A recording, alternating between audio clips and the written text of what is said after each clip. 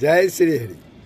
प्रभु, आप सब श्रीमद् भगवत गीता के 18वें अध्याय के श्लोकों का श्रवण कर रहे हैं। पिछले दिनों आपने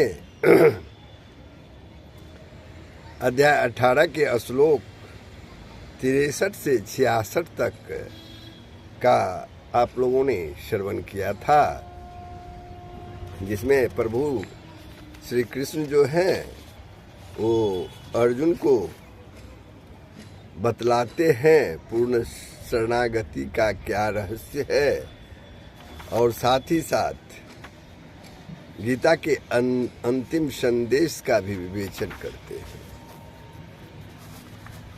अब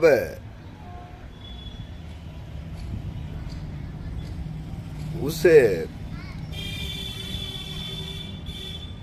उपदेश का उपसंहार करके प्रभु जो है श्लोक 66 तक, जो 63 से 66 तक जो भगवान जो हैं गीता के उपदेश का उपसंहार करके अब उस उपदेश के अध्यापन और अध्ययन आदि का महात्म्य बतलाने के लिए पहले अनधिकारी के लक्षण बतलाकर उसे गीता का उपदेश सुनाने का निषेध करते हैं। किसे गीता का उपदेश सुनाना चाहिए, किसे नहीं सुनाना चाहिए, इसका वे सब विवेचना करते हैं। आगे के श्लोक 67 में प्रभु आगे का श्लोक प्रारंभ हो, उसके पूर्व प्रभु से नम्र निवेदन, तुमेव माता च पिता तुमेव बंधुश्च सखा तुमेव विद्याधर्मिणं तुमेव सर्वमं देव वसुदेव सुतं देवं कंसचाणूरमर्दनं देवकी परमानन्दं कृष्णं वन्दे जगद्गुरुं।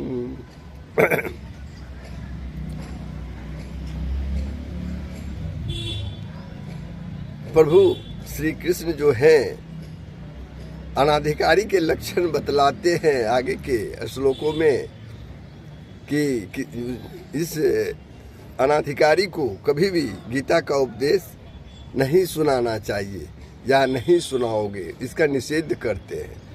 तो अब आइए श्लोक 67 में प्रभु क्या कह रहे हैं। इदं ते न तपस्काय नाभक्ताय कदाचन न चाशुशुषवे वाच्यं न च मायो भयसूयति। इदं ते न अतपस्काय न अभक्ताय कदाचन न च शुश्रूषे वाच्यं न च माम यह अभ्यसूयति। प्रभु कहते हैं तुझे यह गीता रूप रहस्यमय उपदेश, यह गीता रूप रहस्यमय उपदेश किसी भी काल में न तो तपरहित मनुष्य कहना चाहिए। किसको निर्देश दे रहे हैं प्रभु श्री कृष्ण? अर्जुन को, कि तुझे यह गीता रूप रहस्यमय उपदेश किसी भी काल में न तो तप रहित मनुष्य कहना चाहिए, न ही भक्ति रहित से, और न बिना सुनने की इच्छा वाले से ही कहना चाहिए। तथा जो मुझ में दोष दृष्टि रखता है, प्रभु फिर पुनः प्रभु श्री कृष्ण कहते हैं, जो मुझ में दोष दृष्टि रखता है उससे तो कभी भी गीता का जो ये रहस्य जो मैंने तुम्हें बतलाया है कभी नहीं बतलाना चाहिए। तो प्रभु यहाँ स्पष्ट निर्देश दे रहे हैं अर्जुन को, किसे गीता का जो ये रहस्य, गीता रूप रहस्यमय उपदेश जो है किसे नहीं सुनाना चाहिए। तो प्रश्न उठता है, भक्त रहित मनुष्य भी कभी नहीं कहना चाहिए। गीता रूप रहस्य भक्ति रहित मनुष्य भी कभी नहीं कहना चाहिए। तो प्रभु श्री कृष्ण ने कहा है। तो उनका यह कहने का क्या अभिप्राय है कि भक्ति रहित मनुष्य इस गीता रूप रहस्य को कभी मत सुनाना। इसका क्या भाव है, क्या अभिप्राय है प्रभु कहने का। इससे भक्ति रहित मनुष्य को उपर्युक्त यानी गीता उपदेश सुनाने की मना ही की है प्रभु श्री कृष्ण ने। अभिप्राय यह है कि जिसका मुझ परमेश्वर में विश्वास, प्रेम और पूज्य भाव नहीं है। प्रभु का कहना है जिसका मुझ परमेश्वर में विश्वास, प्रेम और पूज्य भाव नहीं है, और जो अपने ही को सर्वे सर्वा समझने वाला नास्तिक है, ऐसे मनुष्य को यह अत्यंत गोपनीय गीता शास्त्र नहीं सुनाना चाहिए, क्योंकि वह इसे सुनकर इसके भावों को न समझने के कारण इसे धारण नहीं कर सकेगा। अब एक दूसरा प्रश्न है, जो मुझ में प्रभु कहते हैं जो मुझ में दोष दृष्टि रखता हो, जो मुझ में दोष दृष्टि रखता हो उसे तो कभी भी ये गीता शास्त्र का रहस्य कभी सुनाना ही नहीं चाहिए। ऐसा कहने का, प्रभु द्वारा ऐसा कहने का क्या भाव है? इससे यह भाव दिखलाया गया है कि संसार का उद्धार करने के लिए सगुण रूप से सगुण रूप से प्रगट परमेश्वर में जिसकी दोष दृष्टि है, परमेश्वर में यानी किस परमेश्वर में? सगुण रूप से प्रगट परमेश्वर में जिसकी दोष दृष्टि है, जो मेरे गुणों में दोषारोपण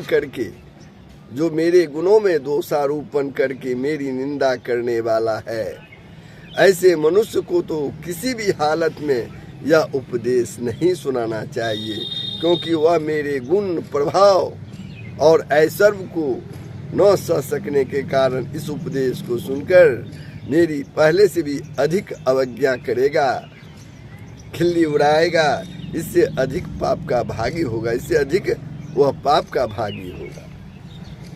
अब जो प्रभु इस श्लोक में बताए हैं चारों दोष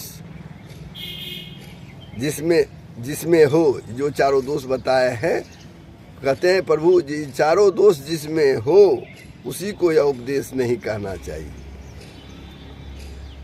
कौन कौन दोष? तप रहित मनुष्य, भक्ति रहित मनुष्य, बिना सुनने की इच्छा वाला मनुष्य, मुझ में दोष दृष्टि रखने वाला मनुष्य, ये चारों दोष जिसमें हो उसको यह उपदेश यानी गीता शास्त्र का रहस्य कभी नहीं कहना चाहिए।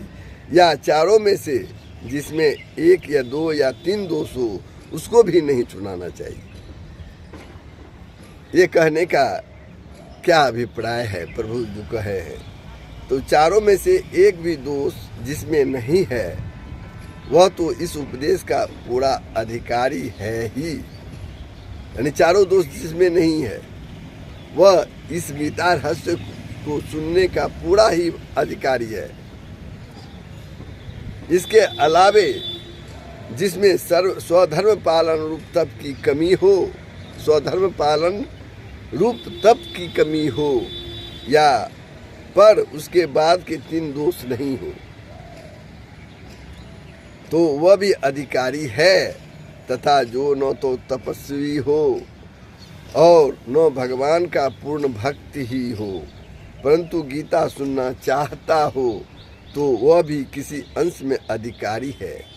किंतु जो भगवान में दोष दृष्टि रखता है, जो प्रभु में दोष दृष्टि रखता है, उनकी निंदा करता है, वह तो सर्वथा अनाधिकारी है, वह किसी रूप में अधिकारी हो ही नहीं सकता। उसे तो इस गीता रूप रहस्य उपदेश कभी भी नहीं सुनाना चाहिए।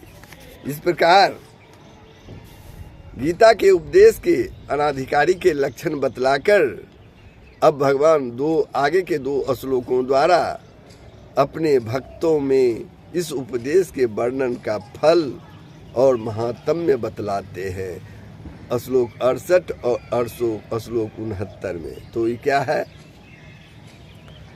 तो आप लोग प्रभु ध्यान पूर्वक सुनिए। सर्दी खांसी के कारण गला थोड़ा बैठा हुआ है प्रभु, फिर भी मैं प्रयास कर रहा हूँ। यह इमं परमं गुह्यम,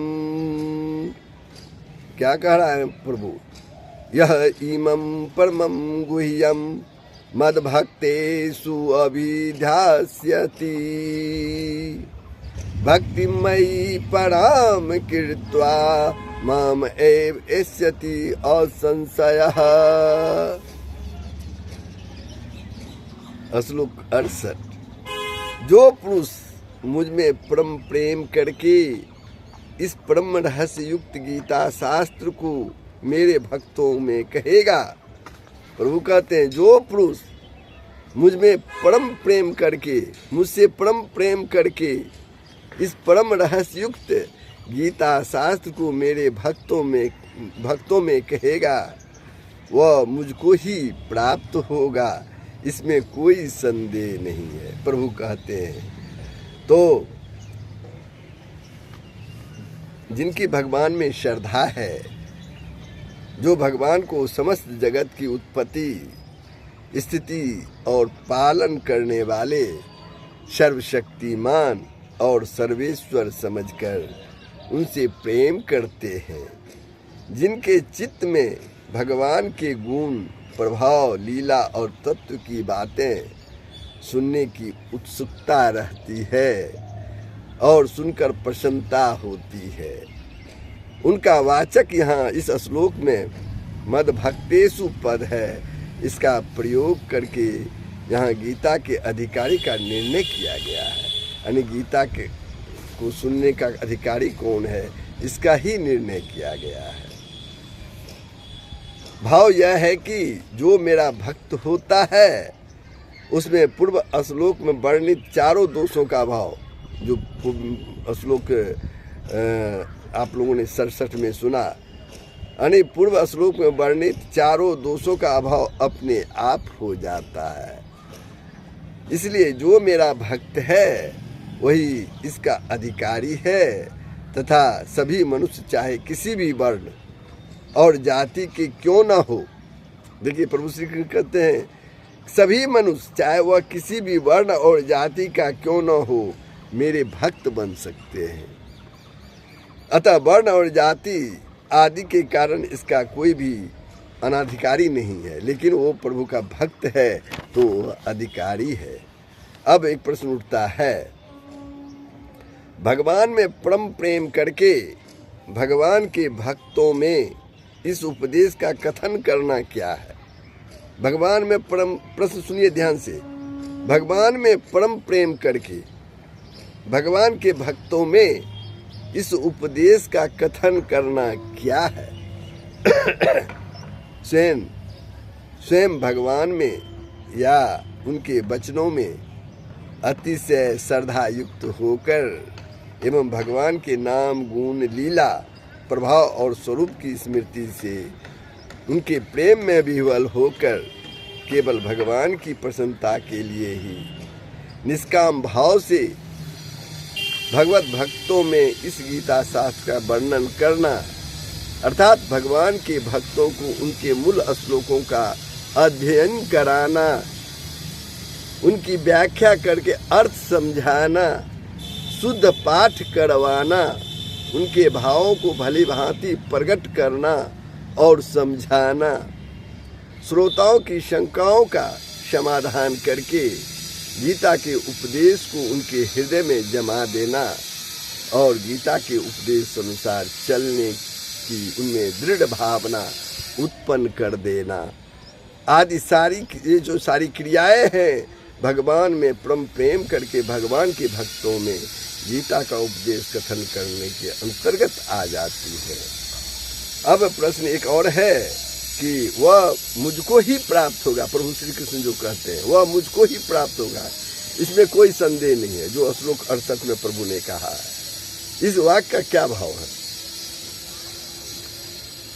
इसे भगवान ने यह भाव दिखलाया है कि इस प्रकार जो भक्त केवल मेरी भक्ति के ही उद्देश्य से निष्काम भाव से मेरे भावों का अधिकारी पुरुषों में विस्तार करता है वह मुझे प्राप्त होता है।